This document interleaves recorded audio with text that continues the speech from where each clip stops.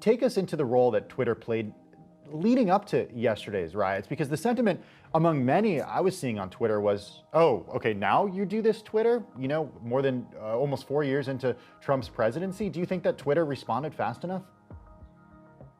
And they're clearly in a very difficult position. It's something that, you know, it's like the frog and water analogy, right? This has happened over years, that not just Twitter, but social media more broadly has helped cultivate a particular strain of radicalism. You know, it has happened, I don't want to say on both sides, but it has happened, you know, across the spectrum. It's just been particularly extreme in Trumpism. And of course, he has sort of fostered those flames. You know, you can make the case that this should have been done a lot sooner.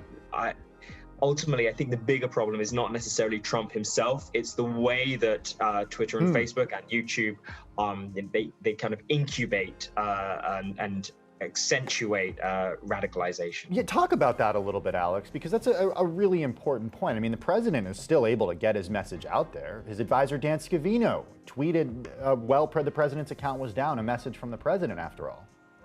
What we've seen is that, you know, you're on Twitter, obviously I'm on Twitter, people are on Facebook and elsewhere. They follow the people they're interested in. And the way that the algorithms often work, particularly with Facebook, is the way they drive engagement, the amount of time you spend on the platform, is by seeing what sort of things you might have clicked on previously and serving you more of the same. And numerous studies and investigations have shown that, you know, I might start with something that looks at the science of the Earth, for instance, and by the time I'm looking at the 6th or 7th or 8th video, I'm actually looking at a flat Earth video, which is telling me the Earth is flat.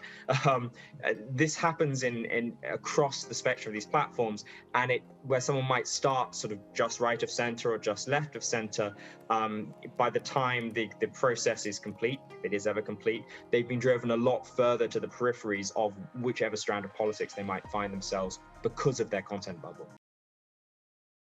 We break news on YouTube for YouTubers.